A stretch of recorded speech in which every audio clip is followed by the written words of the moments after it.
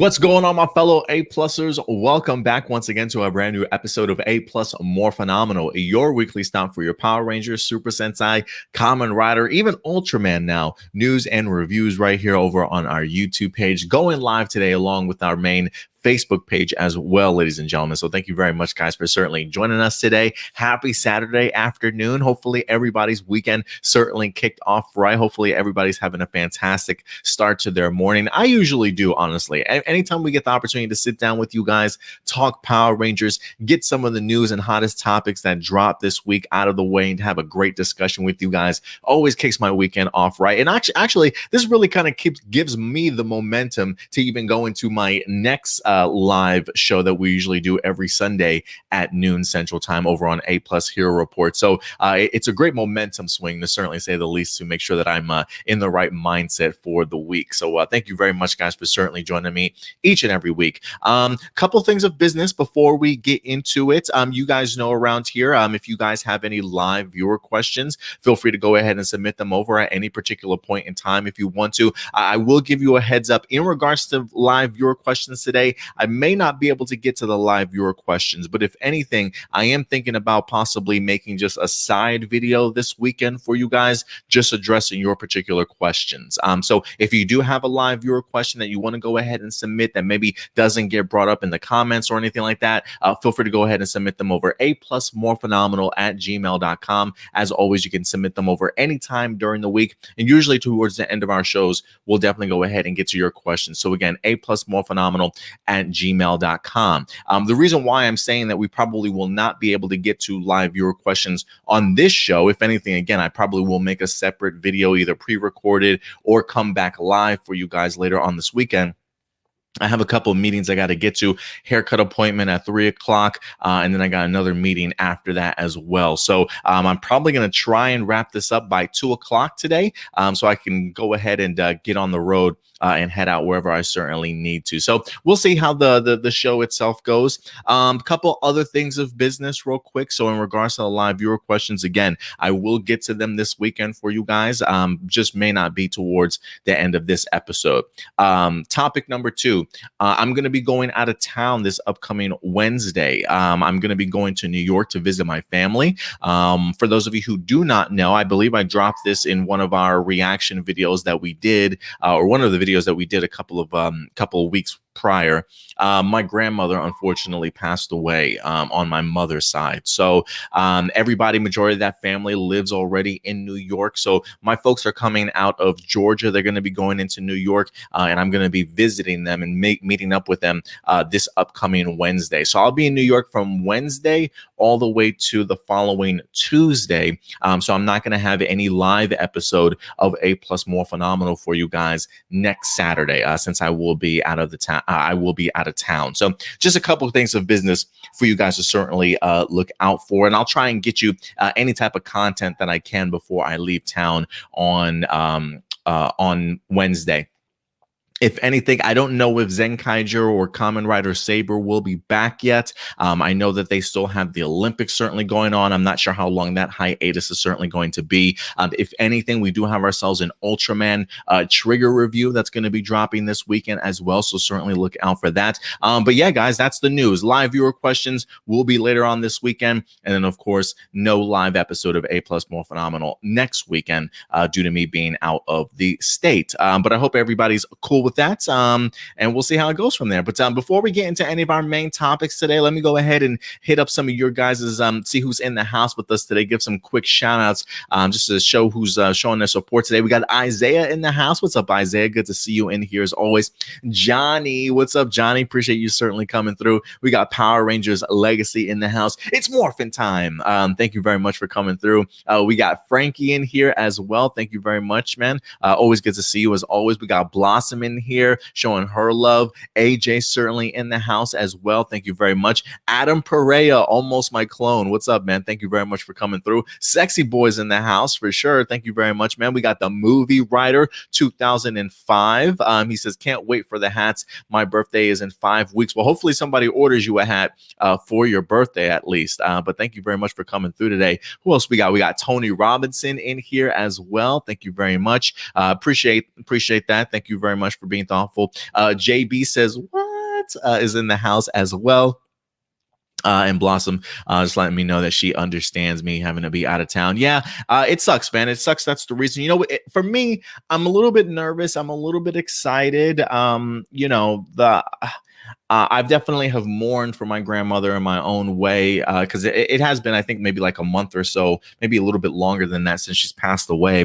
But the idea of going back to New York is a little bit nerve-wracking for me. It is my hometown. It's from where I was born and raised in Bronx and Brooklyn as well. I moved out when I was me and my folks moved when I was about 10 years old to New Jersey. Stayed out there till I was about 18 or so, and then we wind up moving out here to Texas. So I've really been out here in Texas for like majority of my life now that I almost think about it.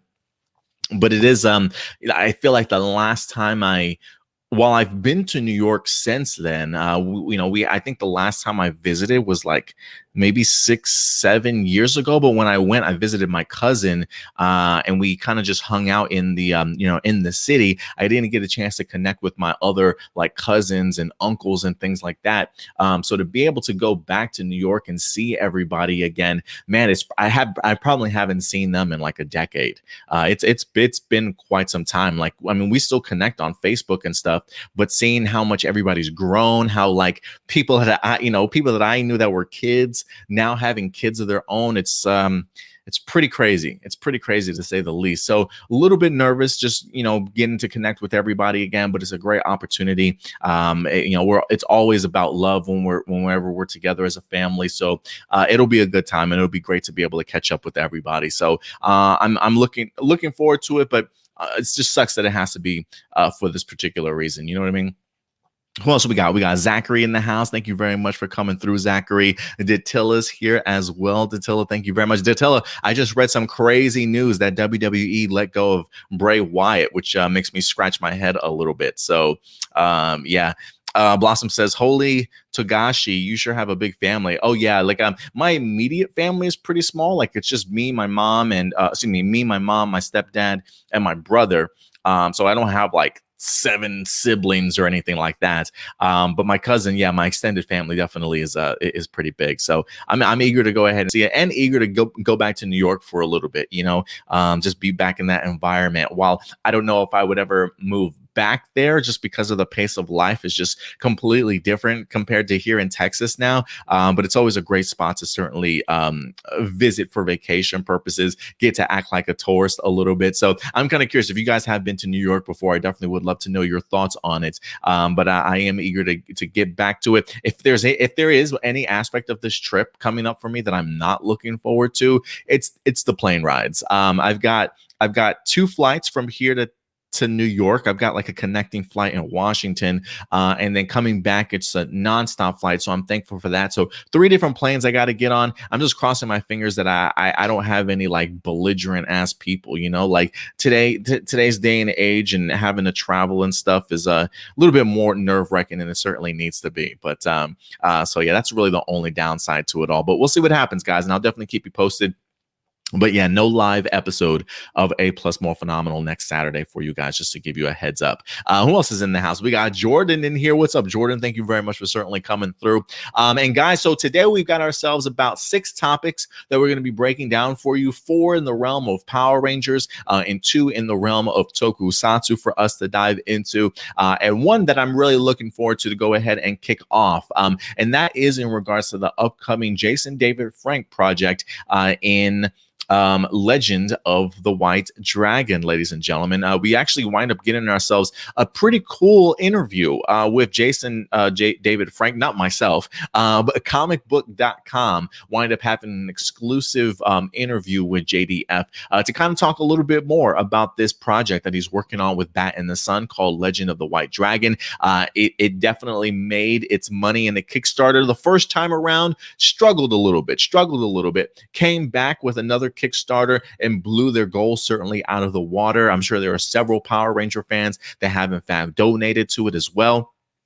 And the project, I believe, officially has been wrapped, if I'm not mistaken. I believe one of the announcements that Indie wind up sending us, either the idea that filming's begun or it's wrapped. Regardless, I think it's probably close to being done. Regardless, but this is a project that I'm really looking forward to. Bat in the Sun does incredible work from everything that I've seen from them. JDF has been working with them for quite some time. I believe he's portrayed the Green Ranger and the White Ranger in several different Bat in the Sun projects. But this is his time to, now that he's an older gentleman, if you will, now that he's kind of gotten out of that sort of teenage world, if you will, of Power Rangers. And I'm sure he'll probably make his cameos from time to time, whatever in the future, whatever the case may be.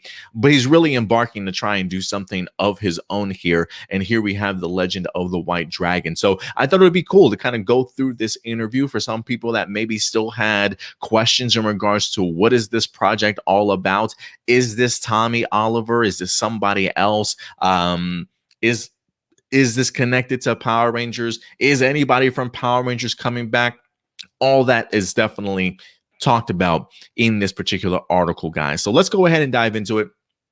See what JDF is certainly saying, because I'm clearly looking forward to this. I do feel bad. Can I be honest with you? I do feel bad that I didn't donate for the Kickstarter. Not that I didn't have faith in the project. I just wanted to put my money elsewhere. But regardless, I am ecstatic and excited for Jason's endeavor here. So let's see here. This is from comicbook.com. Legend of the White Dragon.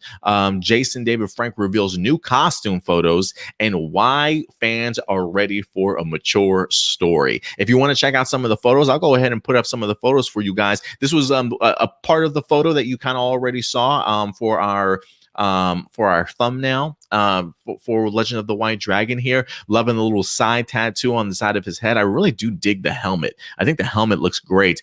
Here's the full costume. If you guys haven't had the opportunity to check it out yet, definitely taking that that green dragon shield sort of design, if you will. I'm really loving what I'm seeing here, and I think it's probably going to look even better when we actually get to live action form. It definitely feels a lot grittier than maybe some fans were certainly expecting. But that is in fact the White Dragon costume itself.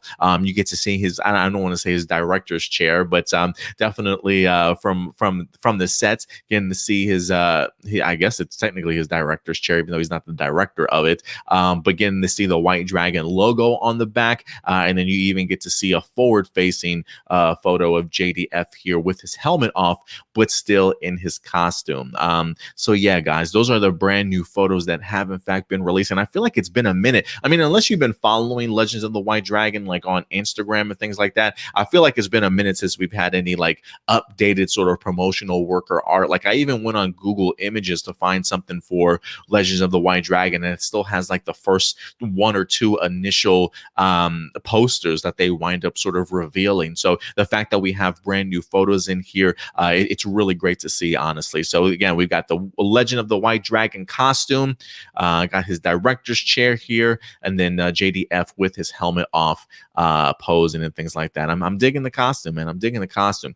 All right, let's go ahead and dive into this article. I'm going to jump around here a little bit because I would recommend you guys check it out. If you want to find it on Google, I literally would just put Legend of the White Dragon comicbook.com, and this pulls up. So JDF says, he says, the audience, I think, is going to relate to Eric Reed, who is actually the brand new character in here. It says, because he's completely different than Tommy Oliver. And I think they can imagine what well, it has no relation at all, but I'm saying as far as my audience, it's deeper, older. I wouldn't say version of Tommy Oliver at all. It's a completely different character, but what they are going to see is JDF in a more mature role, meaning that he's I can finally express on television that it's not for kids, nothing that's PG-13. So they definitely are pushing the envelope here. He says, for example, I don't think our older characters could ever relate or express themselves as regular teenagers would nowadays. He says, so I felt that they can relate to a more realistic life, meaning that we all have problems that we deal with. You're going to see that in Eric Reed. We all have regrets that we got to deal with.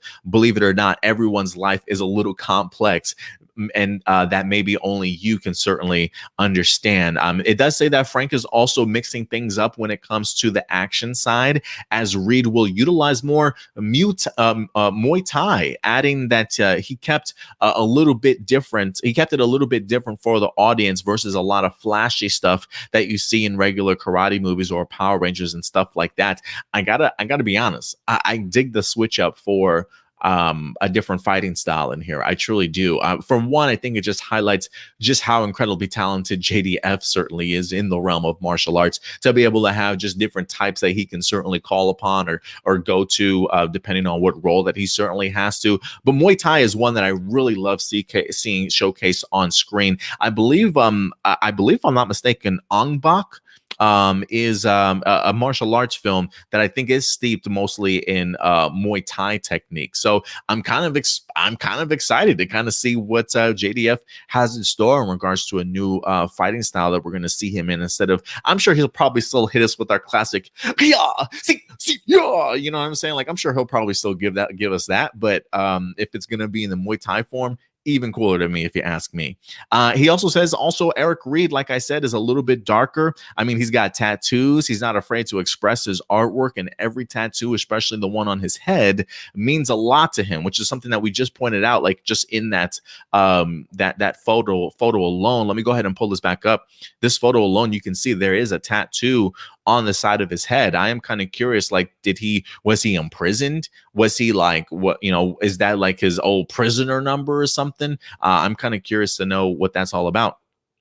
But he says it's a reminder of the stuff that he's had to conquer and stuff that lingers in his personality for years and years, for the last 3 years. And you can see in Eric's eyes his hurt, his desire to be reunited with his family again, his confusion about life, and just the complexity of what Eric Reed stands for. I think people can relate to that. I definitely can, for sure. I think that's a really great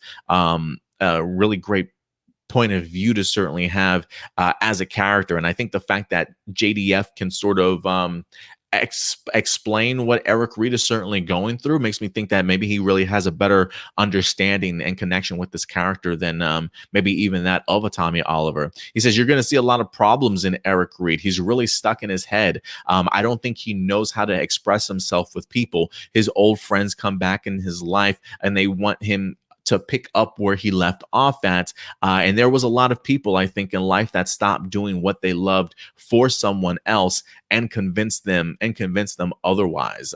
So yeah, I mean, I almost wonder if this is like, I don't want to say a personal journey for JDF, but the way that he talks about Eric Reed and the idea of like everybody, not everybody being able to relate to him, but clearly some people that are older and have been through, the ringer, if you will, in their life, probably can understand that, to certainly say the least, right? The idea of expressing yourself with people is never easy. So I am wondering if there's an aspect of JDF that, really kind of goes into this. He says, despite these challenges, though, Reed can move forward towards a brighter future. And that's what was important for the character, and something that Frank also happens to love about Tommy. He says, so there's a lot of rewards that I think keeping Power Rangers when Tommy was evil, when he turned good, that alone 20 years later taught people, hey man, you can be good even if you were evil, he says, and people I still hear to this day in the show says, hey, when I turned good, it turned my life around. So there are things in here that can tell people to follow their dreams, let go of the past and be present.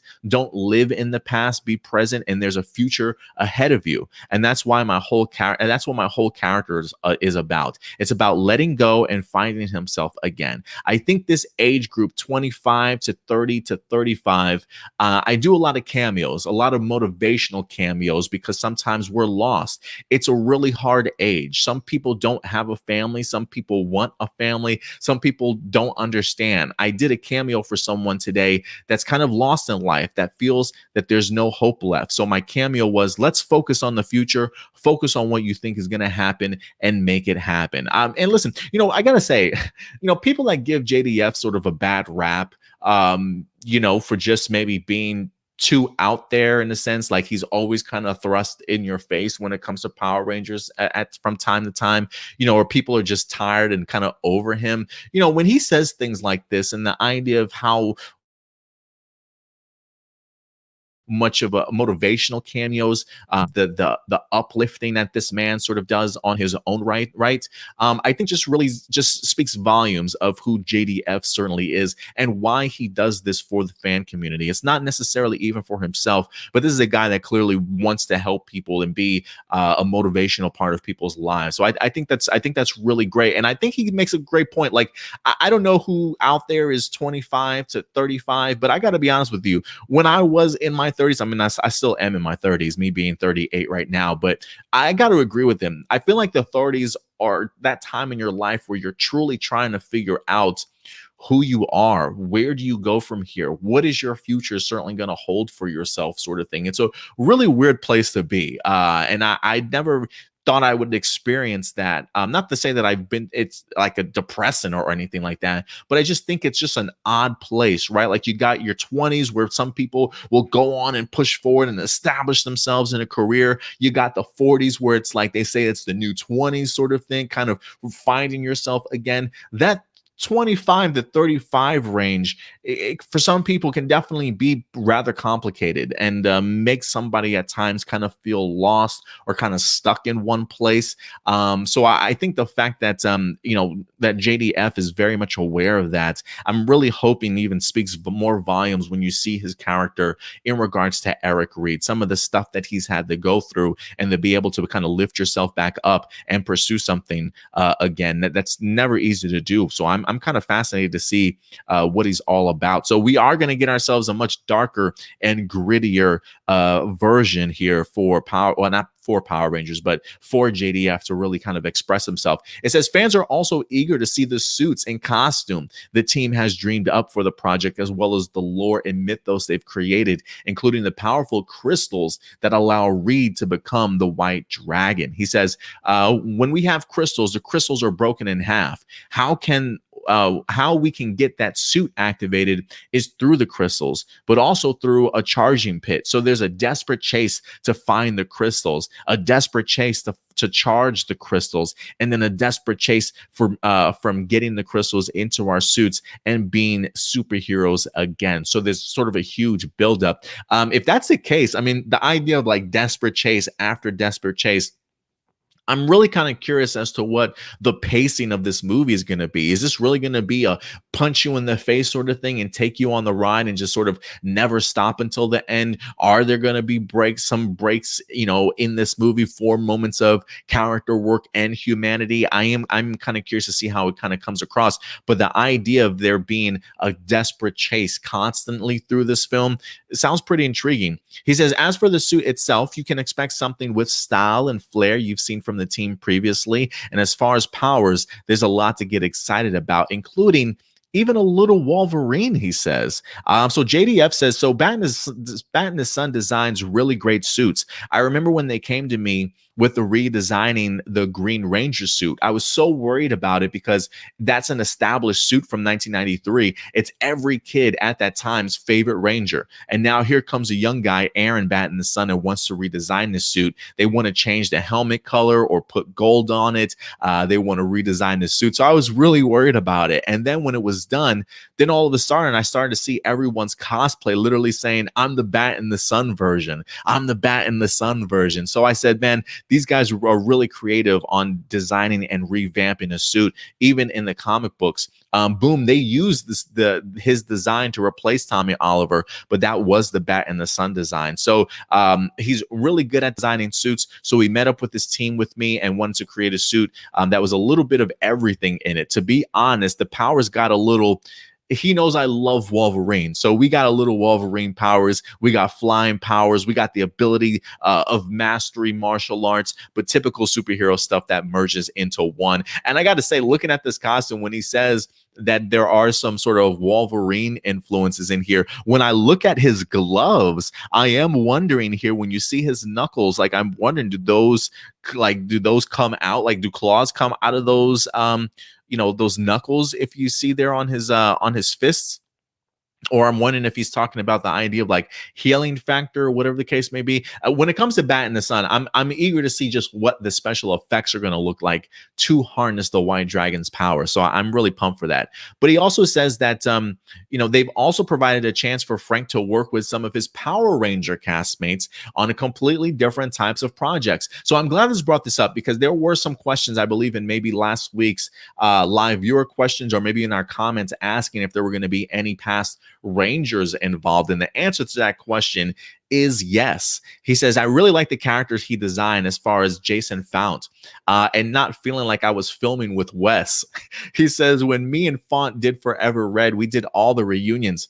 The first day on set, I've never worked with Font outside of Power Rangers. So the first day, it just snapped. I was just like, man, this doesn't feel like Wes. And this certainly is not like Tommy. So I knew we were onto something really good because the fan base wants to see us. They want to see what we can do and desperately wanting to see something, I would say, like Power Rangers, but it's so different. So Jason Font is in fact in this movie. He also goes on to say, but we put Sierra in it. That's right, Sierra Hannah from Megaforce. She says she's actually a big part of the movie, but not in it so much. Her character really means a lot to the franchise. And again, franchise? Are we planning on trying to do more than just this one movie? Okay. He says, and again, we saw her in a few movies outside of Power Rangers, and she's really good. She says actually she did great on Power Rangers, but again, Power Rangers doesn't give you the material. Ooh, jab. So we look at her movies that she did and said, hey, this would be a perfect role for her. So we were captivated by that special part of her acting for this movie, and she's great all around. But again, people don't look at Power Rangers and say, you're a good actor. I think when we did Power Rangers, the whole 6 seasons or whatever it was a soap opera. So I thought the acting was good. I mean, had a relationship with Amy, obviously, captivated the audience through television with Tommy Oliver's eyes. Okay, now he's just boasting about himself. So yeah, guys. If you were wondering a little bit more, there's definitely more to this project. If anything, I definitely would recommend you guys check it out. I feel like JDF could probably talk for hours if you ask him a bunch of questions. So I'm not going to read this entire article for you guys, but I would recommend giving it a shot. Let me see something. Oh, okay.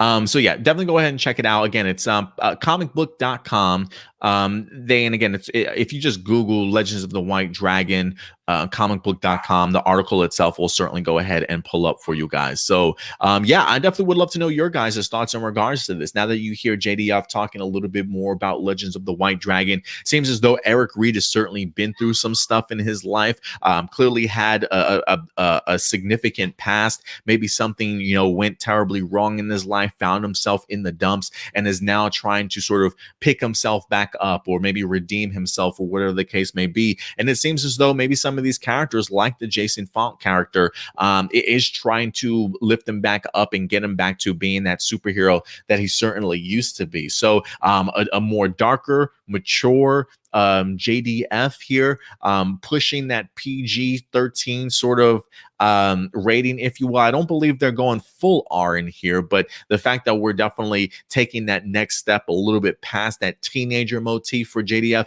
I'm really eager to see what he does. I mean, listen, when it comes to JDF, I know he may not necessarily always be sort of the strongest actor in the world, right? I think maybe some of his biggest complaints is the idea that maybe he overacts from time to time, sort of thing. But the fact that he is older now, the fact that he is tapping into a character that's closer to his age that he can clearly relate to. I mean, just some of the things that he talks about in regards to the struggles of growth when it comes to just personal life. It seems as though there is a connection with him and Eric Reed. So I'm probably expecting the best sort of Jason David Frank that we've actually ever seen from him in any of his Tommy iterations. So I'm definitely looking forward to giving JDF this opportunity here. And again, him teaming up with Bat in the Sun has always had a great track record. And so I'm not expecting anything different when it comes to that at all. And so the fact that, again, that we're getting Power Ranger cameos in here from Jason Fowl and Sierra Hanna. Not Power Rangers or anything like that, but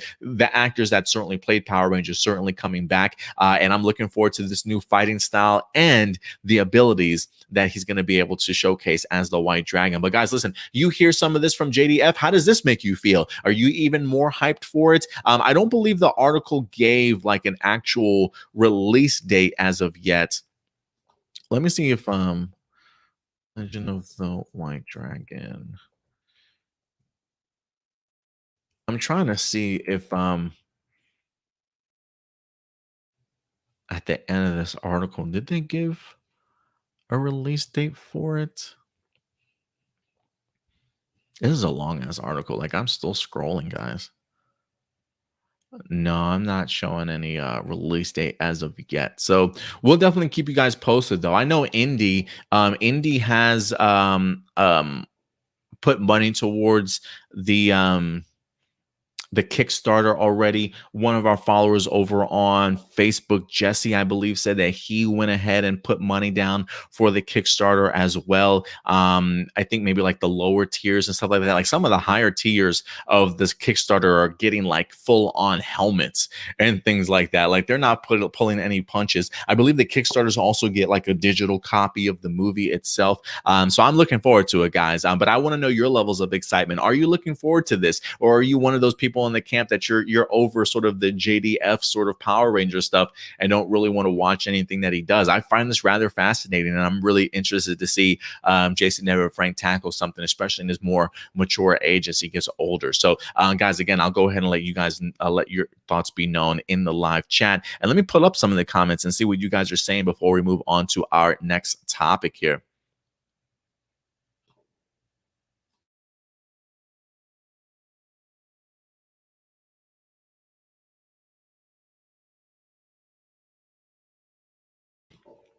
Quick shout out to Edward Sanchez Productions. Thank you very much for certainly coming through, man. Jordan, he says, I absolutely cannot wait for this. Cannot wait for this. I got to be honest. I would like to see another trailer sometime soon. I feel like we got ourselves a trailer, but I'm not quite sure how much of what we saw in the trailer initially is still going to be sort of in the final cut of the film. Right when they first initially kicked off their Kickstarter, they did have a little bit of an intro, if you will, or a little bit of a brief teaser, like a clip to kind of show you what it was going to be about. But even though that first Kickstarter wasn't quite successful, I think they extended it or at least started another one, and ever since then I haven't seen anything. So I would hope to see a trailer pretty soon. Johnny says, I can't wait for the movie. I'm ready. Let's go. I feel you there. I feel you there. Datilla says, wasn't Jason Fountain in this movie as well? Yes, he certainly was. I want to say I thought Johnny Bosch was in here too, but maybe Johnny wind up having scheduling conflicts. We'll see who else winds up popping up, but I know the article at least mentions Jason and Sierra.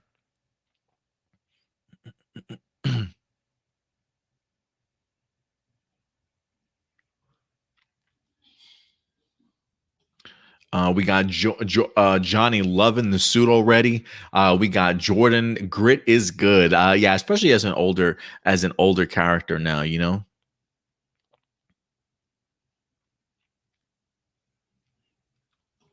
AJ says, I knew for a long time the White Dragon would be JDF himself. I mean, well, his character is Eric Reed, so it's not like White Dragon takes off his helmet and he goes by the name JDF. No, his name is in fact Eric Reed. Though thought was a stunt actor. Yeah, I think if anything, I think I wouldn't be surprised if JDF can do majority of all his own stunts. Like I'm not expecting anybody else to be in this suit like at all.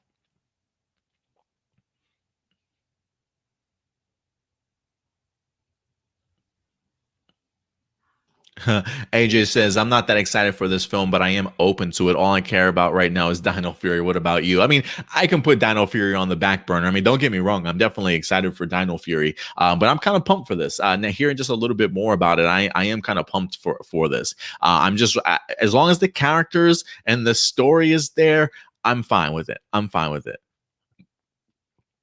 Sexy boy, he says, I wonder how much screen time the other actors will have. It sounds like Sierra probably will not have a lot, but I'm wondering if this goes well. I mean, JDF mentions the idea of a franchise, how her character is important to the franchise, and she plays an important role, even though she's not in this movie much. I would say maybe like 5 minutes of screen time for Sierra, maybe. But I think Jason will probably have a bigger role to play. I wouldn't be surprised if he's like in like half of this movie, but I could be wrong. I'm not quite sure, Sexy Boy, but we'll see. We'll see. I'm keeping my fingers crossed. If he's going to mention the term franchise, now I'm keeping my fingers crossed that maybe they'll have a sequel or something like that. Power Rangers Legacy says no nudity, please. No, I don't think he's going that far. I don't think he's going that far.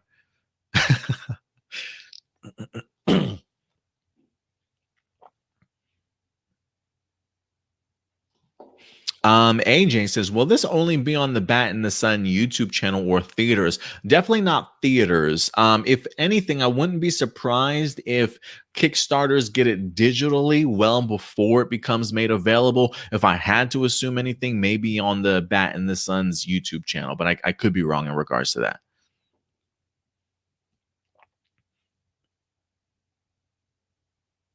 Blossom says the White Dragon sounds like one heck of a story. Yeah, it definitely does sound like a one heck of a story. I think if as long as JDF can really bring Eric Reed to life and really showcase those emotions and the mindset that Eric Reed is in, I think the story will certainly benefit from him.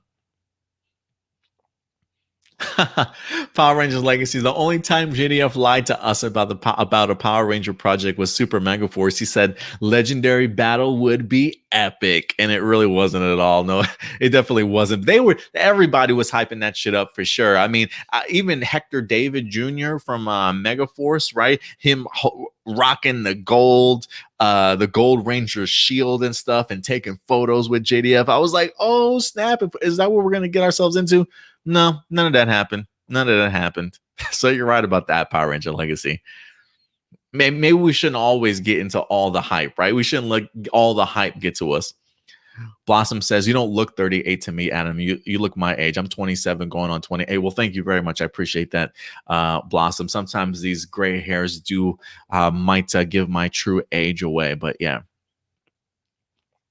So Rob says, I'm 23 going on 24. Good to hear, man. Frankie, my boy, says, I'm 57. Good to see you around here, Frankie. Thank you very much, man, for coming through then. Who else we got? Let's see here. Yeah, Zachary. Confirmation for Fount, Dattila. There you go. Oh, JDF AJ says Sierra was pregnant, so it makes sense not being in Legend of the White Dragon entirely. Thank you for reminding me about that, because I did recently just see some Instagram photos of her and her kiddo. So yeah, most definitely. Yeah, everybody's blown away, but my age. Yeah, sadly, I'm an old man. I'm an old man. Well, not really an old man, but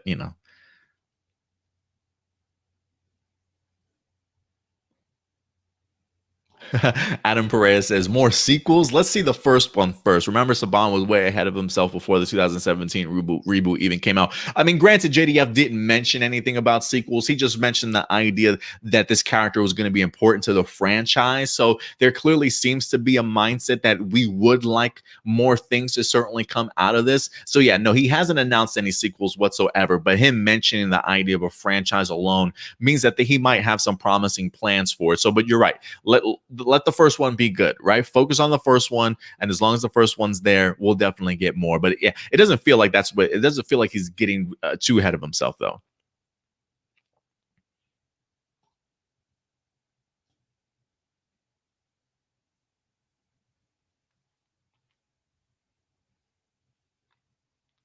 JB says what? Says love me some JDF, but not interested. Hopefully JB, maybe some of the reviews that come back will be pretty good, and maybe bring you on board to check it out, or at least be interested at some point in time. But I definitely understand that. Shadow Nova Productions in the house. What's up, Shadow Nova? Thank you very much for coming through.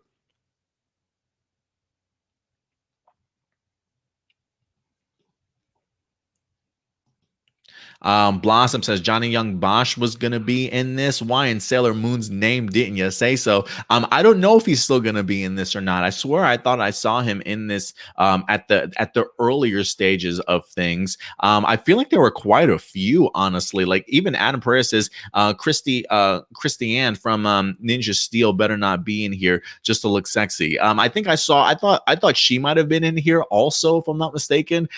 So I'm kind of curious how many other cameos we're going to be getting or what's changed since the very first Kickstarter, because I thought I recall seeing a bunch of like group photos of JDF with a couple other people, other past Rangers. So outside of JDF, the only two that I know for sure is Sierra, Hannah, and Jason Fout. So we'll see if anybody else decided to stick around, though. I think they even got the guy from Time Force also, Michael. I thought he was in it too, but maybe I'm wrong. AJ says, what if JDF surprises us with Austin? I think that would be a fantastic move, and I would absolutely love to see it. Tony Robinson says, I would love to see White Dragon versus Lord Draken. Give it to me too, Tony. Give it to me too, man. I would be down for that.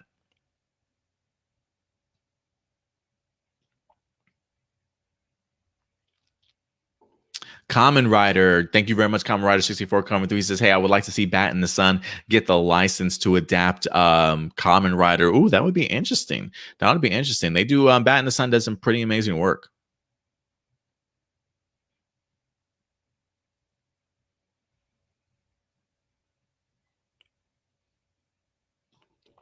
Adam says, will they be using devices like morphers to change or energy from their bodies? Well, he mentioned the idea of them having to hunt down some crystals.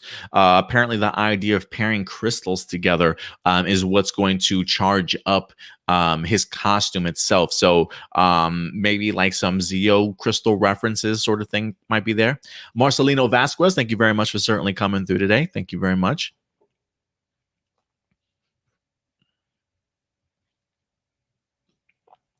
Nato, what's up, Nato? He says, isn't King Bach in this? I believe so. Yeah,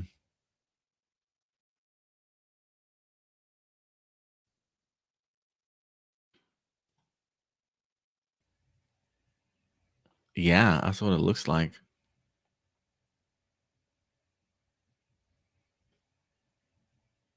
Yeah, it looks like back in March 2020, they Legend of the White Dragon mentioned King Bach in there also. I'm kind of curious as to who he's going to play, though.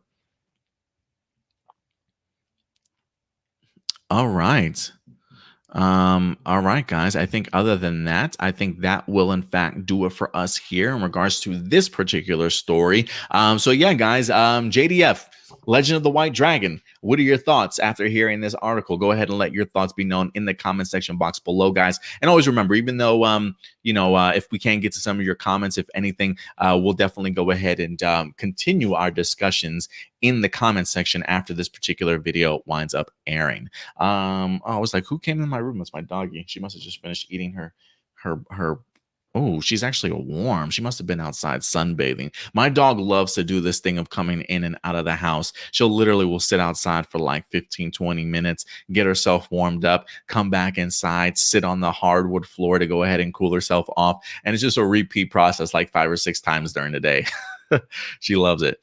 Before we go on to our next topic, guys, while this isn't a main topic for us to certainly talk about, I thought it would be interesting to go ahead and bring up. Last week or maybe 2 weeks ago, we talked about the potential teasing of another upcoming Teenage Mutant Ninja Turtles and Power Rangers sort of crossover event. While Boom Studios and IDW Publishing or Hasbro haven't really come out and confirmed what's happening, we're continuing to get more and more teases, guys.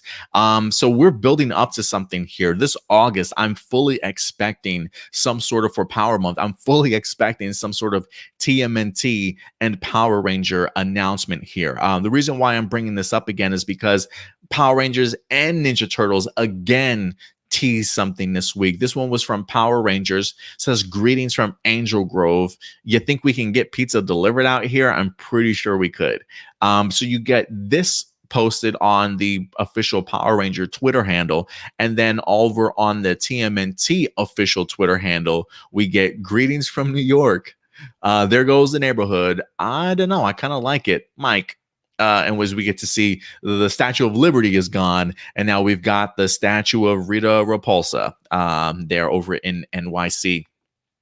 So I gotta say, I'm kind of curious as to what this means, guys. They literally both dropped these on the same day this week, I think for me, the conversation just continues to be: is this a TMNT Power Ranger crossover part 2 that we're going to be getting from the comic books? The only reason why I ask that is because in both of these tweets, Boom Studios and IDW are in fact tagged in it, whether that be hashtagged or at both of these companies. So I am wondering if there's another collaboration that's about to happen comic book wise, or this could also be the Lightning Collection stuff that I feel like has either been promised or teased to us in the past. I really would love to see the TMNT Power Rangers as a collection, as collection pieces. I don't know if they'll do like 2 packs, a 5-pack all at once sort of thing. Who knows? You know, in fact, give both ideas to me, guys. If you want to do Lightning collections for Power Rangers and TMNT together, I would be down for that. And an announcement for an upcoming part 2 to a crossover, give it to me. There's something brewing behind the scenes, guys. So trust me when I say this Power Month, we will be getting an announcement for Power Rangers and Teenage Mutant Ninja Turtles. So when they announce it, we'll definitely go ahead and keep you guys posted here. All right. With that out of the way, we will go ahead and move on to our next topic.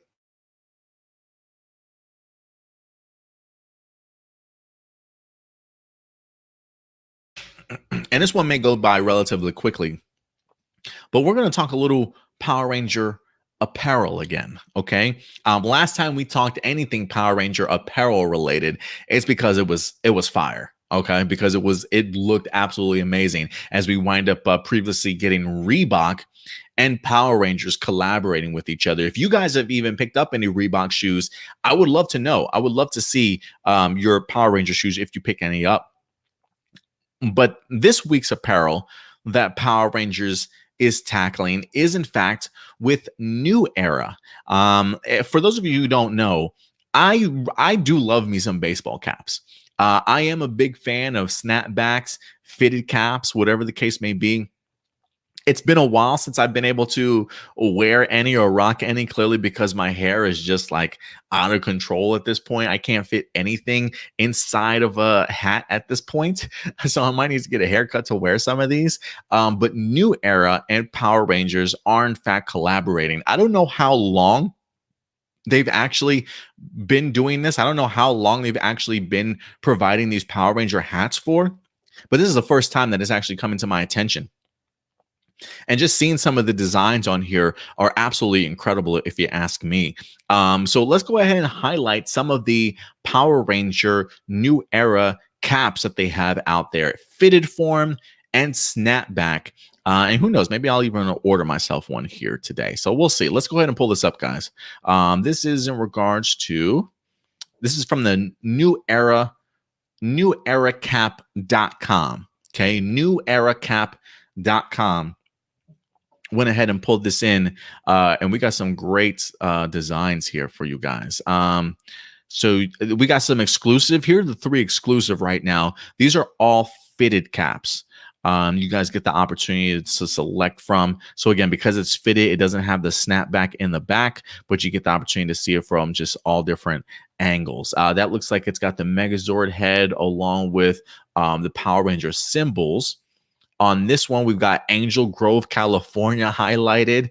Oh, it looks like the O has got the lightning bolt inside of it also. That's actually not a bad hat. I kind of dig that hat. This is the hat that I really enjoy though, right here. This other fitted one. It's got all the helmets on the front of it. Another fitted cap. with the Power Ranger lightning bolt symbol on the back. So those are the three. Oh, and even that's cool. On the side, it's got the Green Ranger and the White Ranger. I didn't even realize that. I might check that out.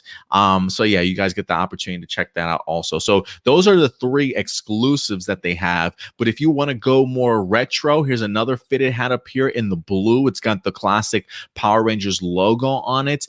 You can get the power coins on the front if you want. Another fitted hat. All these are fitted right here on page 1. If you can't decide between a Green Ranger and a White Ranger, why not get both? So I think that's pretty cool also. Does that go all the way to the back too? Oh, that's dope. I kind of dig that. Even though I feel like I might have seen that one before. So that's page 1 of New Era caps. If you want to do page 2, this is where we get some of the stuff that you saw exclusive as fitted.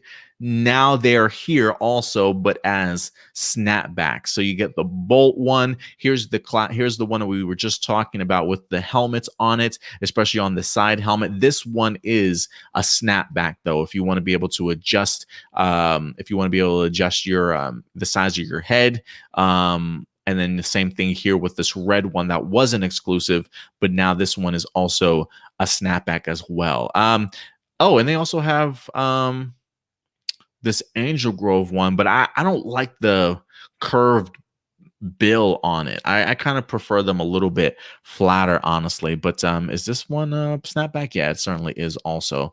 So great designs here, man. I'm really loving what we're getting here. I mean, can you imagine combining these hats with your Reeboks that you wind up just recently purchasing? What a great talk about some Power Ranger swag out there for everybody to be looking clean. I absolutely love it. So I may actually order one today. They're not too bad. $36, 35, I guess, depends on. Let me see, what was the other one? These are $36.99.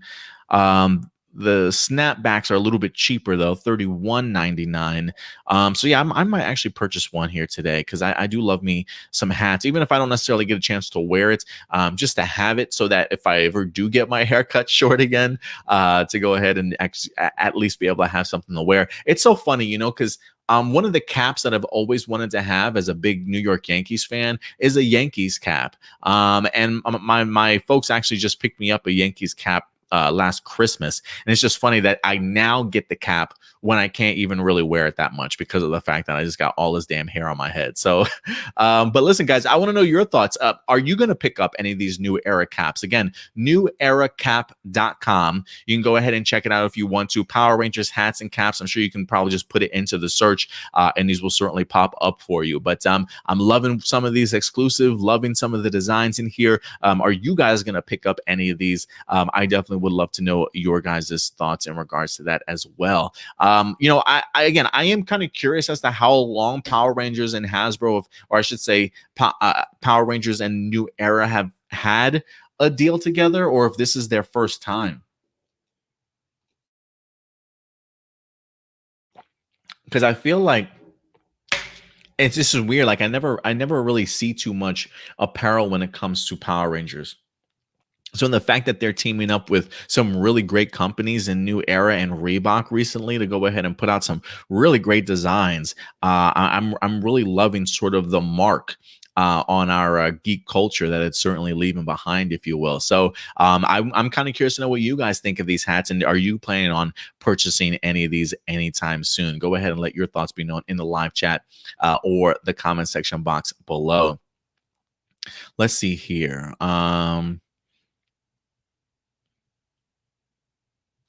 Going back to the Power Rangers, Teenage Mutant Ninja Turtles, Johnny Murrah says, "Oh my God, I really hope this leads to something, please." I hope so too. I really do hope so. Also,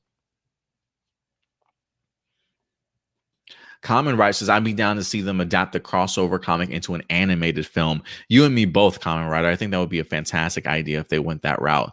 Johnny says, "Please give us a part 2." I hope so. Also.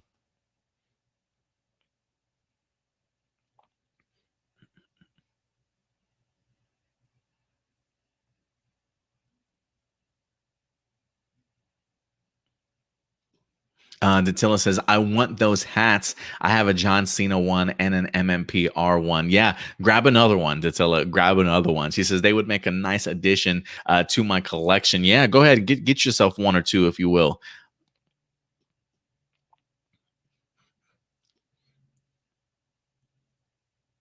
Datilla says, I live in Angel Grove. So, yeah, maybe that California Angel Grove one will be absolutely perfect for you. Frankie, you a Yankees fan too? Blossom says, I love those hats. So should save up for a Blue Ranger hat. After all, Billy was my favorite, was my first Power Rangers crush. Very nice. Very nice, L'Oreal. That's awesome. Yeah, go get yourself a Triceratops hat, man. I think you'll love it.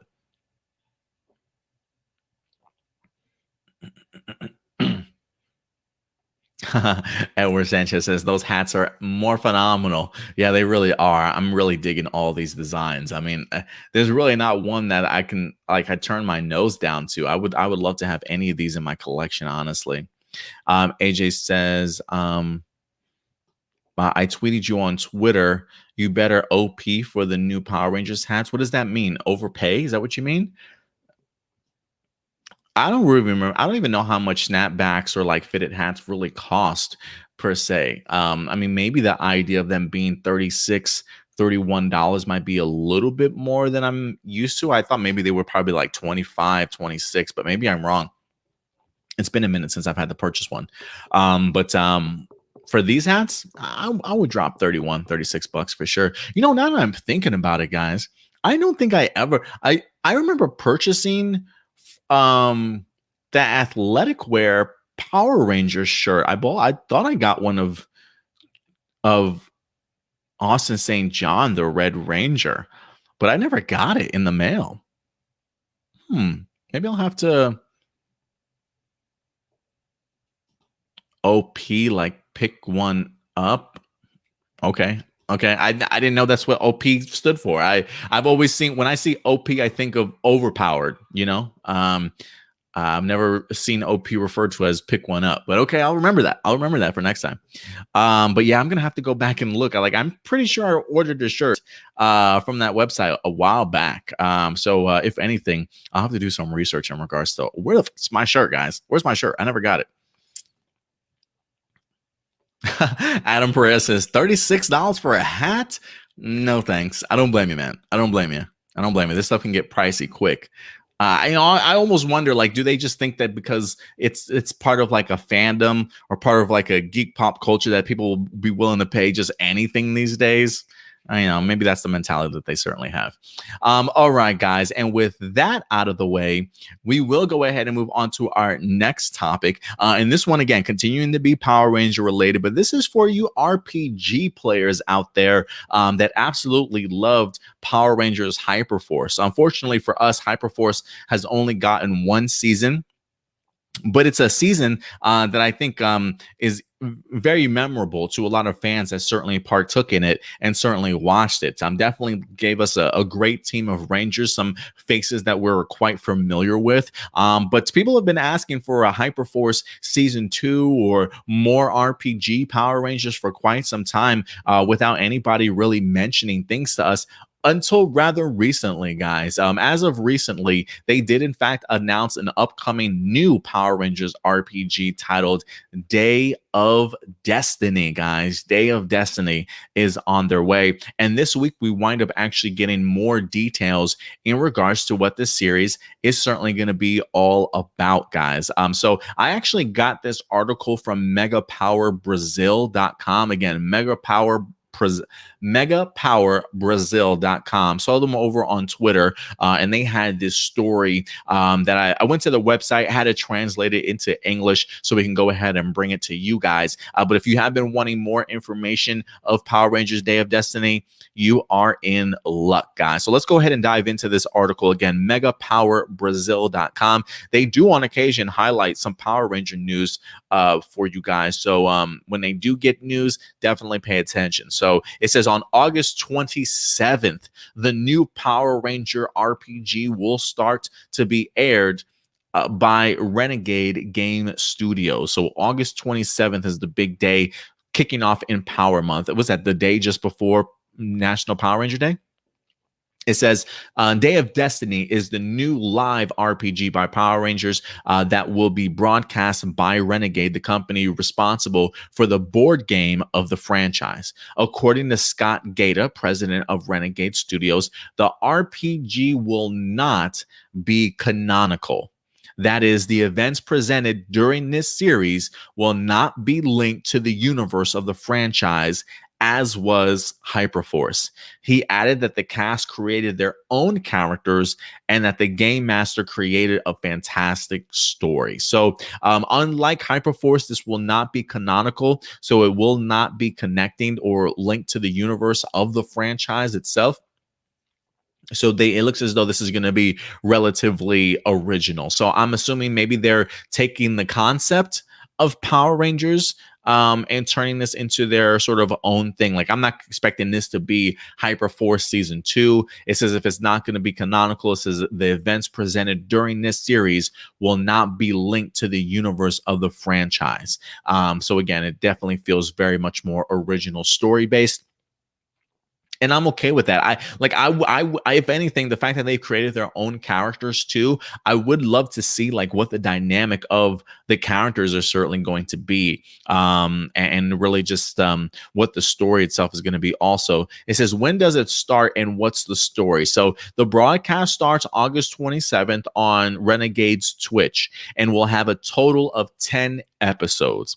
And to the delight of many fans, Day of Destiny will be playing the new RPG system that Hasbro and Renegade announced months ago. The matches will be demonstrations of what we'll see on the shelves very soon. So that's pretty interesting. Now, this almost feels like this is a really long commercial for people that if they're interested in picking up this, maybe future RPGs for them, the fact that they've created a new RPG system.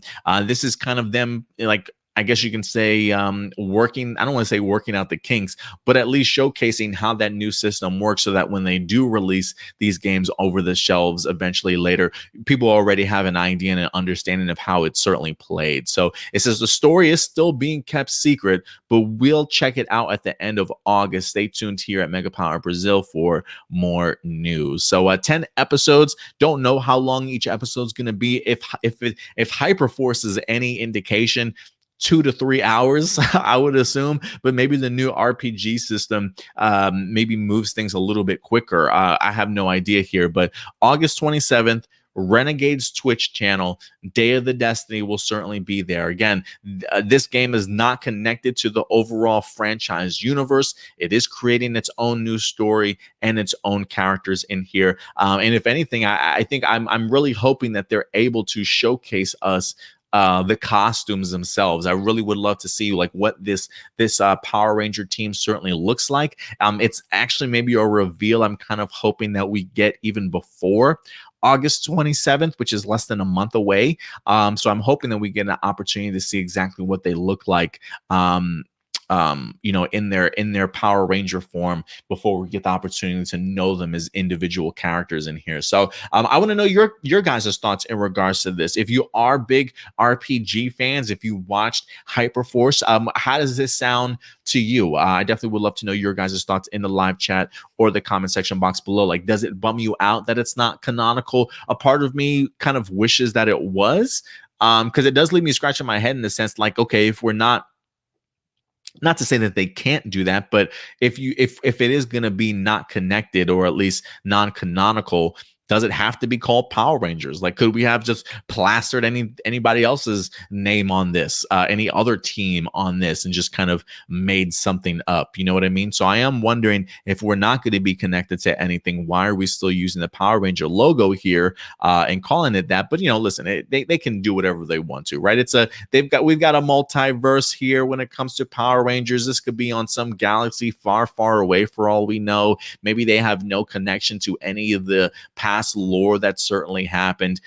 It is what it is, but I do part of me kind of wishes that it was canonical like Hyperforce. I think, like, for me, that's what kind of made Hyperforce really, not to say that that's the only aspect of Hyperforce that I enjoyed, but seeing the connections some past cameos and characters coming back. That really, I felt like, elevated the Hyperforce story, and seeing how some of even these characters are even connected to the past Power Ranger lore in a big way. I thought went a big way, I should say, for that Hyperforce game. So we'll see if it hits the same. We'll see if it hits the same for Power Ranger fans, Day of Destiny. But again, if you are big fans of Hyperforce or RPGs, I definitely want to know your thoughts in regards to this, and how some of the revelations here certainly do make you feel.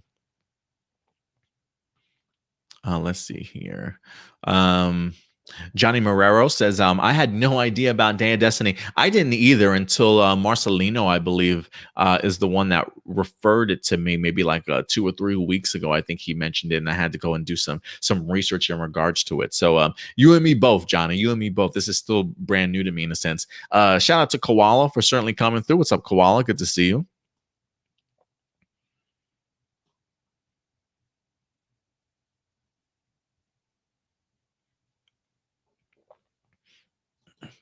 See, Johnny's not even familiar with it, but he says, I'll definitely check out Day of Destiny when it comes out. I may check out the first or 2 episodes. I got to see how long that they are, though. But I am interested to check it out.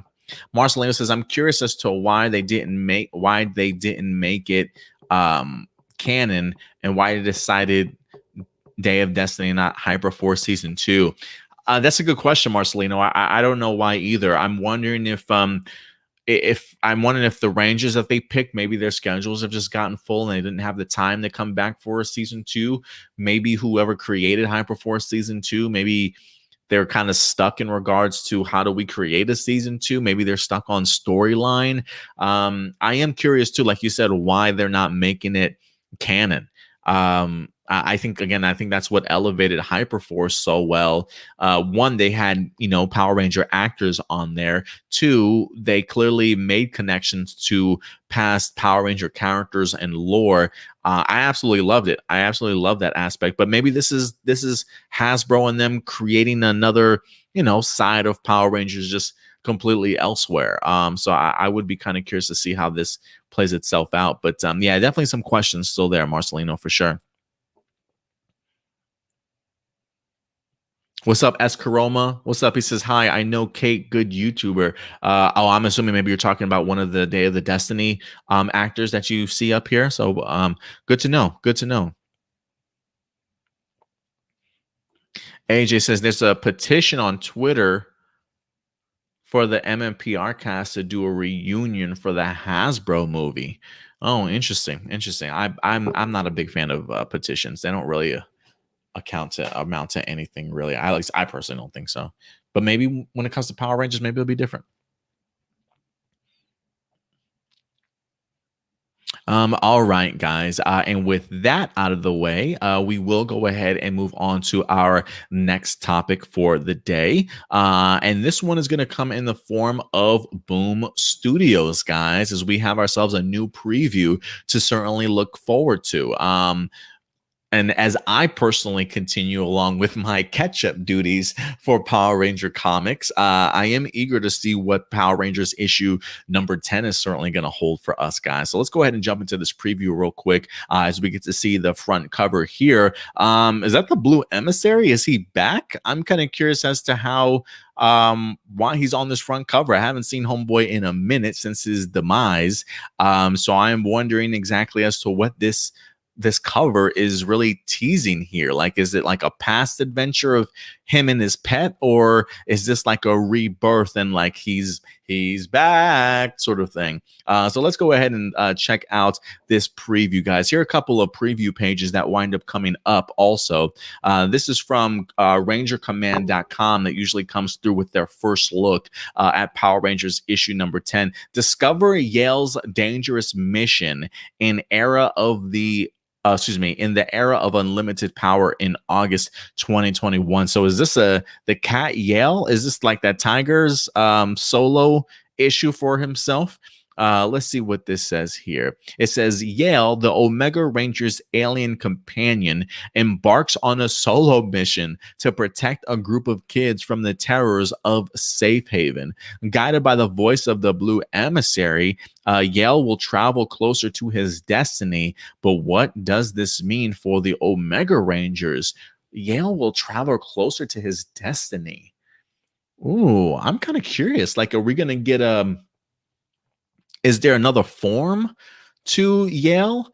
I'm wondering if I'm wondering, like, is this a person just transformed into a tiger? Maybe he's kind of cursed or stuck in this type of this body. I mean, the fact that it says guided by the voice of the Blue Emissary, Yale will travel closer to his destiny. The idea of a tiger having a destiny just sounds odd to me. So I am wondering if there's a much bigger story about Yale here. In regards to, like, is it a tiger? Is this somebody else transformed as a tiger as punishment? Is his ultimate destiny like transforming back into its powerful form? I have no idea, but I am intrigued to say the least. It says this is going to be written by Ryan Parrott, and we're going to get the artist Moises Hidalgo, who did the Power Rangers, the Mighty Morphin Power Rangers series for a brief period of time. I think he did maybe like 2 to 4 issues, I believe, as sort of the branching point from the I think the Necessary Evil storyline. Once that ended, Moises Hidalgo came on to do the artwork for several issues of Mighty Morphin Power Rangers before we got into the Mighty Morphin and Power Ranger comic book series itself. So Moises Hidalgo is certainly no slouch. He definitely brought his very unique artwork to Power Rangers, one that really grew on me, and I really love the attention to detail that he wind up paying in here. And so we clearly get to see some of the characters from just these preview pages that the Power Rangers have entrapped in their own prisons, if you will. It looks like Kaya's making a return, who used to be the former blue Omega Ranger, also trying to appeal to Yale in these pages that we see here. So I'm really fascinated. Like, I am wondering if Yale was he trapped?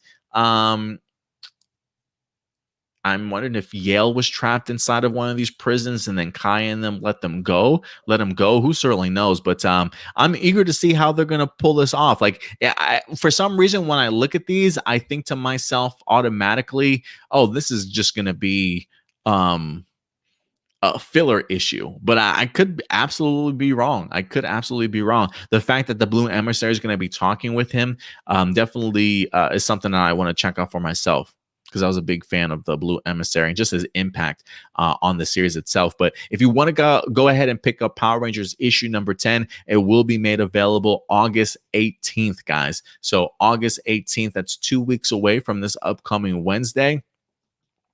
So definitely go ahead and check out issue number 10 whenever you get the chance. I definitely have to do some catch up. I really do have to do some catch up in regards to both of those series, Mighty Morphin and Power Rangers.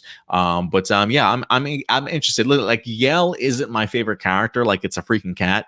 And I mean, it gets along great with Zach. Zach and Yale definitely have a interesting friendship that they've built, which has been funny since Zach, I think, was initially scared of this gigantic ass tiger when he first met. But past couple of issues that I've read, they're out here playing ball with each other and things like that, right? So there's clearly some sort of chemistry that's building between Yale and Zach. But to give a whole issue devoted just to the cat, it's either filler or it's a lot more impactful than people certainly are going to give it credit for. So we'll see how the storyline comes together for Ryan Parrott in regards to that. But again, issue number 10 will be released August 18th for you guys. So definitely go ahead and check it out whenever you get a chance to. AJ says, oh, I know Kate. She says she does podcasts for IGN. I love her. She does videos with Black Nerd Comedy. Oh, very nice. So yes, so familiar faces already for you guys when it comes to Day of Destiny for you guys to look forward to. Saraf, he says the art looks sick. Yeah, you know, I wasn't quite sure how I felt about Moises Hidalgo when he first kind of came on, you know, to Mighty Morphin Power Rangers. I was so in love with the previous artist that did the previous Power Rangers series. To have somebody else come over and change it felt a little bit odd, but when you see Moises Hidalgo's work, he does bring a great attention to detail, and he just really adds to the character designs just so much more. So I'm really looking forward to seeing how he does for this particular issue. And if anything, his action always looks great too. So I'm really looking forward to it. Adam Perea says, since you won't be doing live viewer questions, what do you think of Waku Saber? So this is in regards to the Studio Giga tokusatsu show that they're currently doing. I think it's just a limited run, like a limited series, 5 or 6 episodes, if I recall. I have been reviewing them simply just for our patron, for those who are supporting us on the $1 a month tier. I did add Waku Saver to it, so they are getting 1 episode a week from me. We just dropped episode 4 like 3 days ago or so. So I have made it available just as an exclusive for patron. But as far as what I think of it so far, it's not bad. There are enjoyable elements to it. I think for me, the most enjoyable elements of the series is probably the action and the fighting. Some of the special effects, at least when it comes to like the weapons and the attacks and things like that, look really great to me. So in that regards, I love the action. The suits definitely pop for me. If anything, though, that I'm not the biggest fan of, you know, the acting is pretty subpar. You know, the editing and pacing could certainly be better from time to time. You know, this is sort of a limited web series, so I understand the idea of a 9 to 13-minute episode. So they're really not very long. Some episodes really utilize their time extremely well. Some certainly don't, and I think that's really what it is for me. Sometimes is what's your time management now? What's your time management like, based off of the fact that you literally only have, you know, 9 to 13 minutes to kind of tell the story that you want to tell for the episode. So there are some episodes that really handle it well. There are others that unfortunately fall by the wayside for me. But overall, I mean, I feel like it's a pretty good attempt if this is your first outing in regards to really trying to do something seriously tokusatsu related. If this is the path that Studio Giga certainly wants to go down. For, you know, I will say, you know, for a studio that deals with, again, Studio Giga is not known for tokusatsu in the action and storyline format. It's very much in a sort of adult themed studio, right? They put out a lot of adult mature stuff. And it's clear, it's a little bit visible here when you get into Waku Saver, right? Like, there are some underskirt shots sort of thing when Pink Earth is fighting in her civilian form. One of the demons literally is just wearing a piece of plastic, it feels like, butts all hanging out and things like that, right? So definitely appeals to the more mature audiences that get their giggles from that type of stuff. So it does make one wonder, like, how serious are they certainly taking it? If they want to take it seriously and put out a limited series, like, that's how I'm going to approach it sort of as a reviewer. So, you know, first time out, it's not bad. Is it perfect? No, by no stretch of the imagination, but it's not bad. I mean, I've enjoyed it, to say the least. There's certainly some characters that have certainly stood out to me, but it's definitely a work in progress. But to at least see something that, you know, first attempt, not bad. It definitely has a lot of work to do, but I've enjoyed it for what it certainly is, though.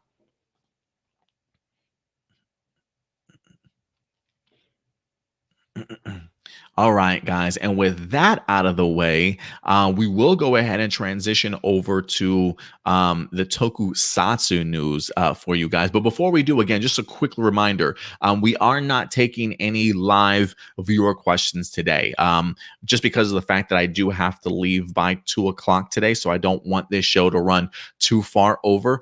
But what I have decided to do is I will be making you guys a side video, whether that be pre-recorded or live later on this this weekend. I will get to your live viewer questions. So if you want to submit your questions over, you can at aplusmorphinominal@gmail.com. Again, aplusmorphinominal@gmail.com. We just will not be getting them at the end of this show, but we definitely will get to them this weekend for you guys. So just to make sure that we're all on the same page, just in case if there have been some late stragglers that wind up sort of popping in after I made that announcement.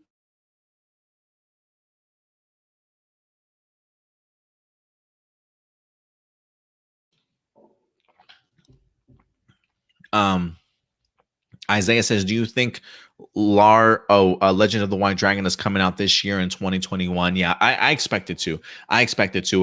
For me, I don't think there's any reason why this movie should be released in 2022. If filming is wrapped, or at least about to finish wrapping, post-production when it comes to Bat in the Sun, I mean, I can easily see them dropping this before the end of the year. So I'm looking forward to it. Byron's in the house. What's up, Byron? Appreciate you coming through today. AJ says, I really like Waku Saber. I do giggle.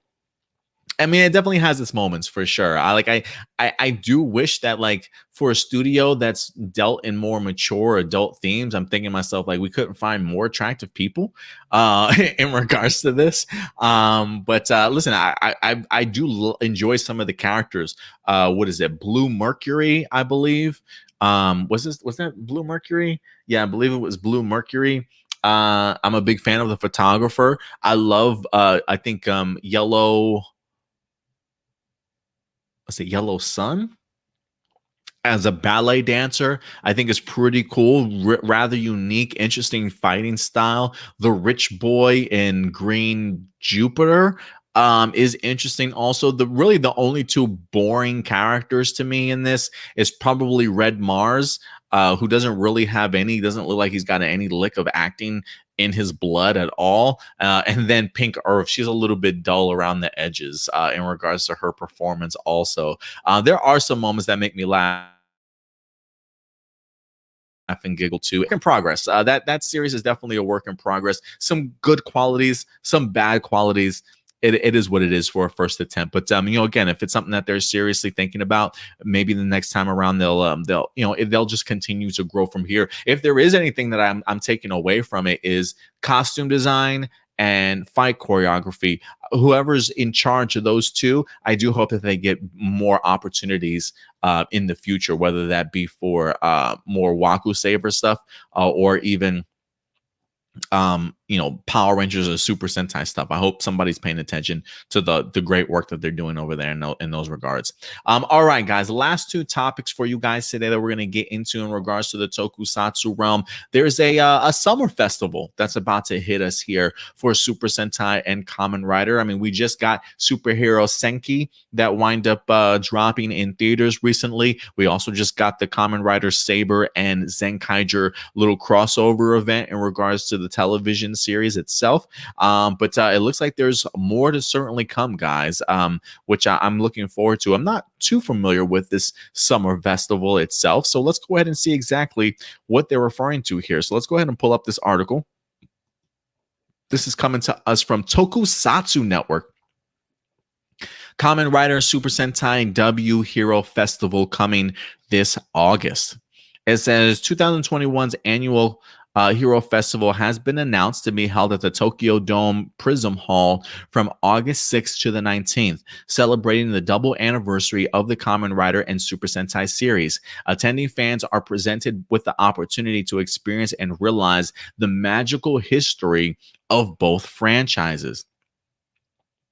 It says Kamen Rider Super Stage 50th anniversary is a stage show program that will be held 3 to 4 times throughout the day during the festival. It will feature appearances of 37 Showa, Heisei, and Reiwa Kamen Riders from the original Ichigo to Saber. Attendees certainly can't miss it. Standard tickets on the show will cost yada yada yada. Okay. After the Kamen Rider Super Stage show, a photo session is held at the same time and location, although separate tickets are required for that also. Additionally, Super Sentai 45 production commemorative history exposition. Why are these damn titles so long? will be held at this year's W Hero Festival, allowing families to see the suits of new and old Sentai heroes. Oh, that's pretty cool. That's pretty cool to be able to see all those suits. It'll also feature a variety of new merchandise, including exclusive t-shirts, towels, notebooks, lunch boxes, and more. Some of the items are available on the Toei online store. Okay, I'll have to check those out. Looks like they got some Wonder books there from Saber and a couple other things as well. So if anything, you know what, the one thing that I've always wanted to do, I want to check out a stage show sometime. Like I would love to go to Japan in person and actually check out some of these stage shows, because I feel like they go all out. And when I think about, for some reason, guys, and don't hate me when I say this, when I think of stage shows, the first thing that comes to mind nowadays is Weisel's performance in Real Soldier. When at the end, when it's his turn to fight the Rangers and he wants to fight them on his turf, the idea that he puts together like a stage show, like just the idea of seeing Weisel and just the production team really put in that effort of like the dramatic rain and the lighting and stuff and the switching of the stages and the scenes. I love the final performance of Weisel. I truly do. And it seems as though these stage shows, they go relatively all out. I literally saw something on Twitter the other day of like two Kaiser like on this rope, and he was like swinging across the stage, and he's like firing his Geertlinger or whatever his henshin device is, and it's like leaving mini explosions across the stage as he swings down to the stage. I mean, unbelievable stuff, man. Unbelievable stuff. So I really would love to attend this just to get the opportunity to watch the stage show itself, and then I get the opportunity to maybe take photos with some of these classic Super Sentai suits.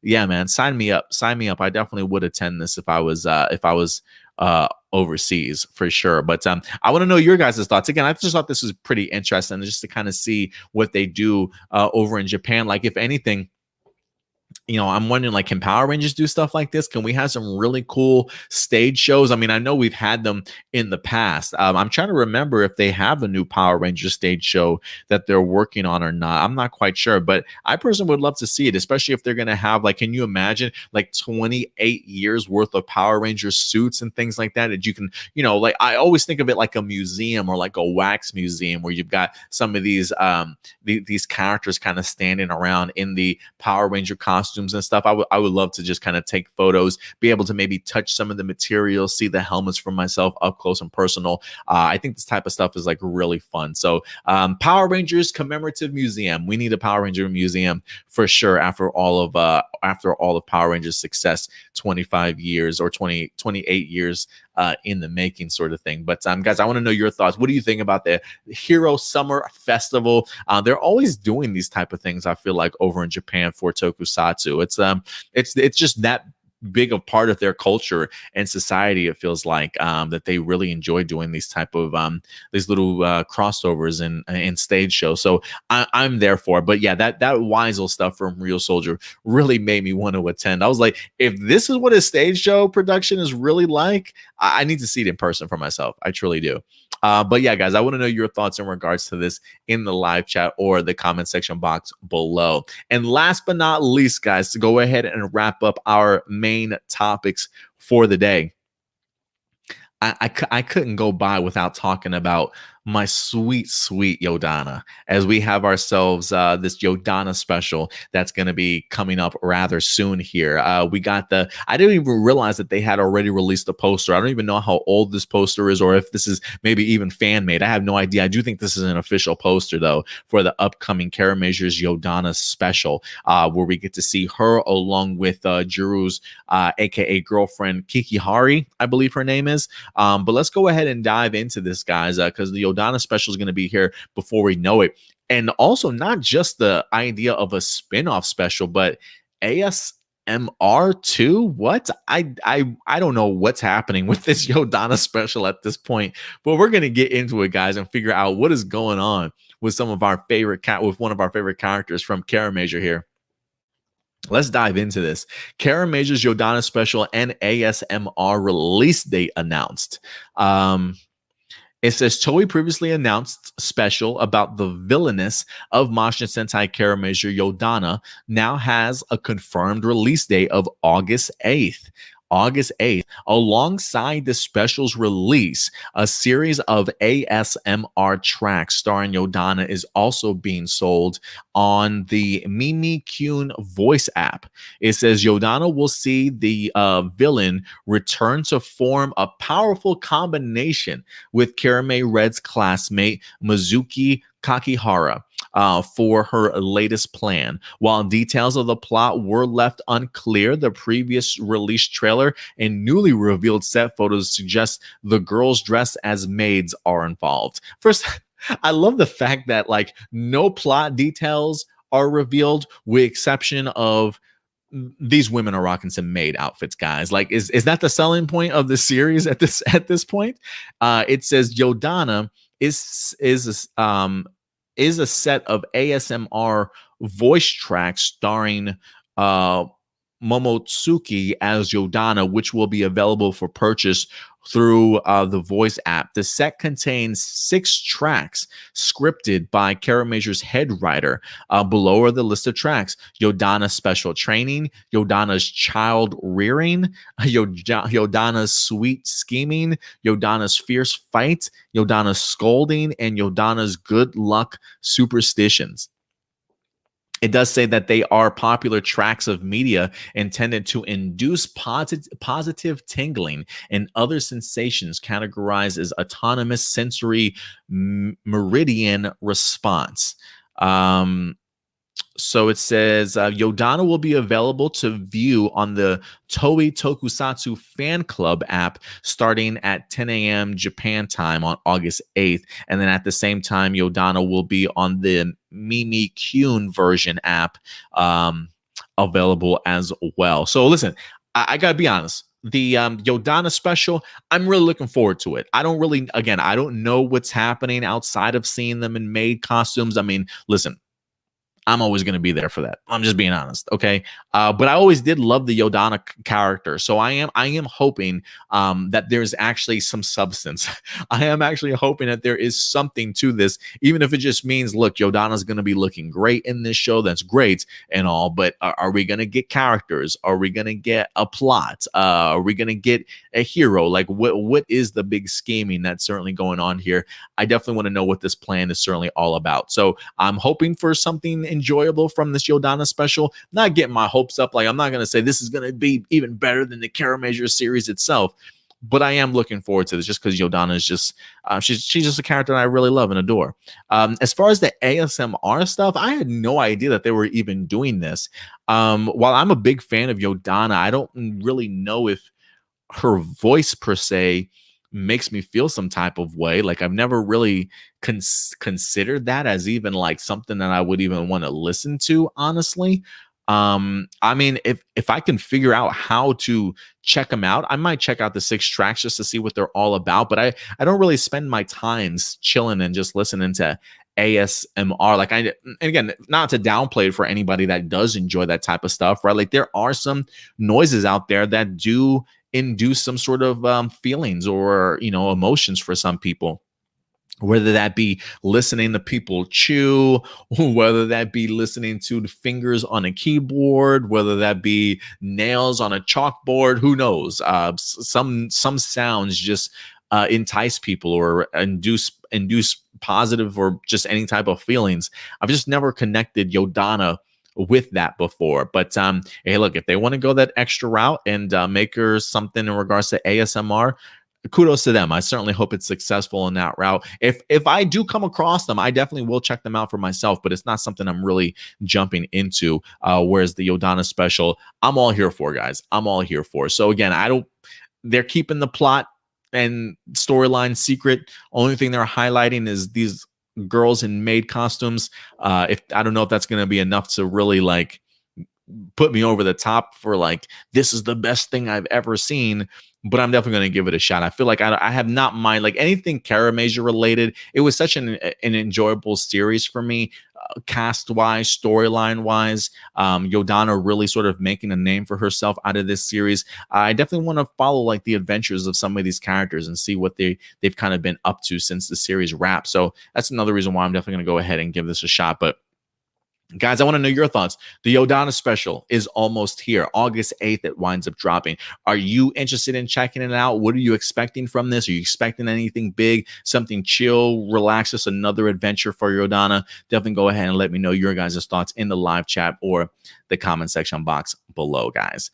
And if anything, let me go ahead and pull up some of these comments real quick before we wrap up this week's show.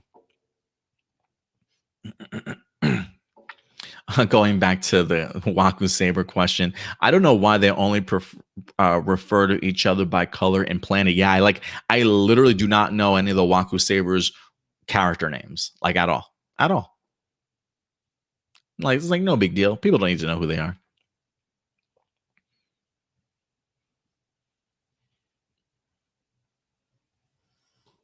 Adam Perez says all these movies and specials Super Sentai has been rolling out lately were all these filmed before during the COVID. I remember Kara Measure was the only season during COVID.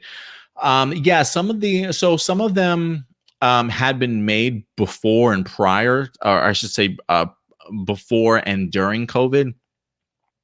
And because of the fact that movie theaters weren't open during that time, they really had to like sit on some of these things. They weren't able to really release some of them. So some of them being released all at once is kind of happening now, type of thing. But yeah, so that's why we've gotten a huge influx of movies lately.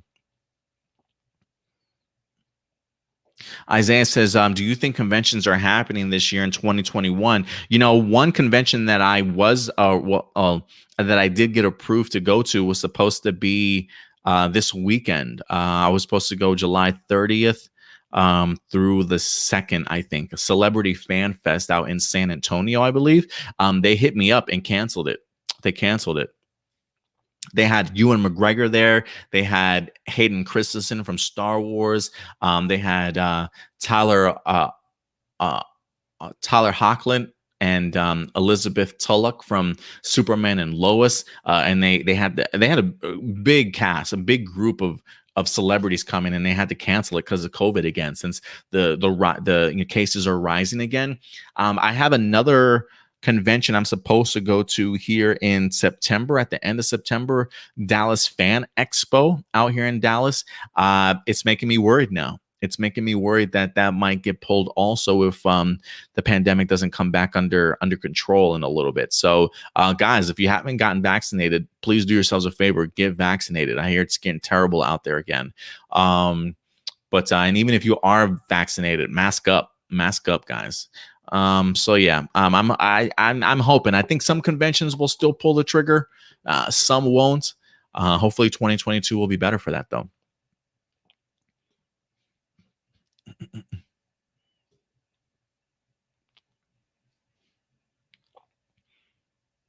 Blossom says a Sentai museum sounds pretty cool, doesn't it? I think that sounds really kick-ass awesome.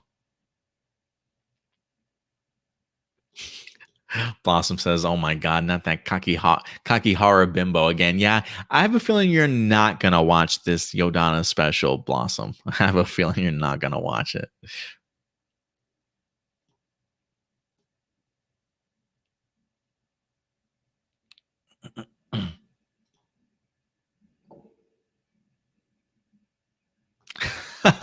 AJ says ASMR annoying AF. One of the most annoying trends these days.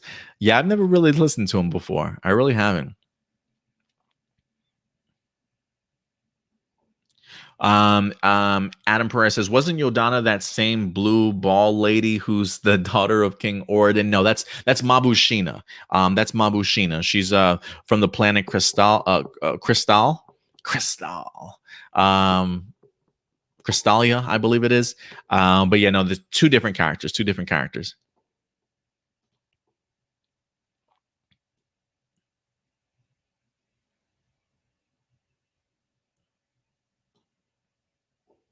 Adam Perez says, I don't want to seem political, but what is the real reason of this new variant? Is it due to stubborn people or those already vaccinated? For me, from everything that I've read, again, I would definitely ask your local physician for sure. So I don't give out false information here. But the idea of variants pretty much is the idea that if the virus continues to just stay out in the world and spread, viruses mutate. Viruses kind of learn from the environment that they're certainly in, right? So if when it comes to pandemics, if a virus is out there and people aren't doing what they certainly need to in regards to getting vaccines or trying to, stop it from traveling, if it continues and it continues to allow to just kind of travel from people to people, it eventually winds up adapting and sort of mutating into something a little bit more powerful, if you will, more transmissible sort of thing. So I can't remember where Delta originated from. I want to say this one was first spotted in India, if I'm not mistaken. And since then, it just continues to kind of travel the world. And listen, variants are always going to continue to happen unless things kind of get stomped out, right? This Delta variant may even transform into something else or mutate into something else as it certainly progresses. But that from the research that I've personally done, from the things that I've heard, that's how the new variant happens. Is the viruses will continue to mutate, will continue to keep jumping from person to person sort of thing, to the point to where now we've got something like the Delta that's more infectious and putting people on their ass even more than it certainly was prior. So again, if you're not vaccinated, guys, do yourselves a favor, get vaccinated. Don't care how old you are. Like I literally have just been watched like 2 or 3 news articles, news reports this past week of people like in their early 30s being hospitalized, almost dying sort of thing, being put on ventilators and stuff. This Delta variant's no joke, guys. So again, just you do you at the end of the day, you know what I'm saying? But I would urge everybody to get the vaccine. Those that do have vaccine, while I do know that there are still some breakthrough cases, like people are still, some people are still getting it regardless of being vaccinated. Their symptoms are minimal, right? Like maybe just feels like a common cold or something, like a small flu or something like that. But vaccinated people are not suffering the same way as others are, unfortunately. So again, if you have any questions, I'm not Dr. Adam Perez. If you have a doctor, please call your local doctor and get all the correct information if you do have any questions in regards to it. Are you going to see Kamen Rice says, are you going to see Space Jam 2? I did check it out. Not a bad little cute little movie. I didn't mind it. I mean, I grew up with the original Space Jam. If anything, I will give LeBron James the fact that he's a better actor than Michael Jordan. If that says anything, I don't know. But I enjoyed it for what it was. It's definitely not my wasn't made for my age group. But what I watched of it, I enjoyed for the most part. So I didn't mind it.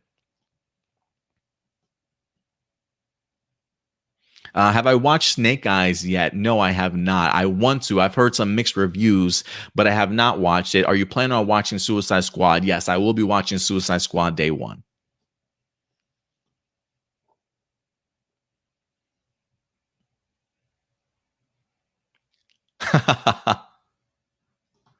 AJ says your rap name, Dr. Perez. Yeah, maybe. Yeah, guys, to each their own. I mean, if you wanna get a shot, get it. I would clearly push forward and recommend it. I clearly feel safe myself. I'm still gonna be rocking a mask though, just for my own safety and for people around me. But to each their own. You know what I'm saying? But I would take it seriously. And again, if you do have any doubts, if you're definitely unsure, please do your research, whether that be reaching out to CDC, your own physicians, people that you trust in your community. You know what I'm saying? Definitely reach out to them and ask them all those important questions. All right, guys. I think other than that, I think that's probably going to wrap it up for us here today. I am going to try and shave real quick before I get out of here. So I'm probably going to go ahead and wrap this up short. But again, don't forget, guys, we will be, in fact, dropping your live viewer questions later on this weekend. If not tonight, definitely look out for them tomorrow. We've got an Ultraman trigger review that's going to be popping up for you guys this weekend. So definitely look out for that as well. And then hopefully we'll have some other content before I wind up leaving on Wednesday. So remember, also no live episode of APlus Morphinominal next weekend, but I will continue to keep you guys posted. So if you guys are not following us on social media, please do so right here at APlus Opinions. Very active over on our Facebook page, as well as our main, or I should say, very active over on our Twitter page, as well as our main page, which is in fact Facebook.